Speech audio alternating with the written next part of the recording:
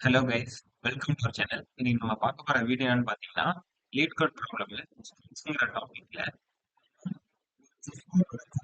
பண்றது அதை நம்ம கண்டுபிடிக்க போறோம். இங்க ஒரு செஸ் போர்டு கொடுத்துருக்காங்க. எல்லாருக்கும் செஸ் போர்டு தெரியும். இங்க என்ன சொல்லியிருக்காங்கன்னா, இந்த செஸ் போர்டோட ஸ்கொயர் வந்துட்டு ஒயிட்டா இருந்துச்சுன்னா நமக்கு அவுட்புட் ட்ரூன்னு வரணும்.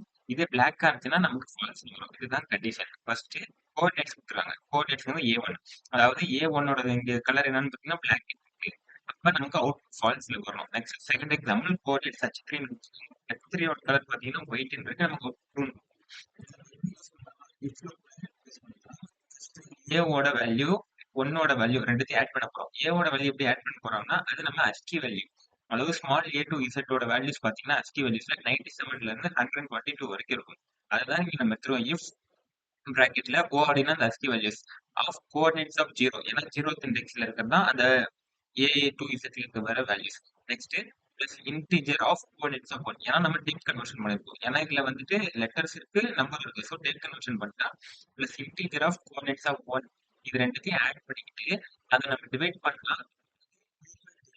அதாவது அது ஈவன் நம்பரா இருந்துச்சுன்னா நமக்கு ஃபால்ஸ் நம்பர். ஃபால்ஸ்னா என்ன? Colour black. அப்படியே ஆட் நம்பரா இருந்துச்சுன்னா நமக்கு ட்ரூன்னு இருக்கும். இப்ப ஏவோட ஏவோட வேல்யூ பாத்தீங்கன்னா 97.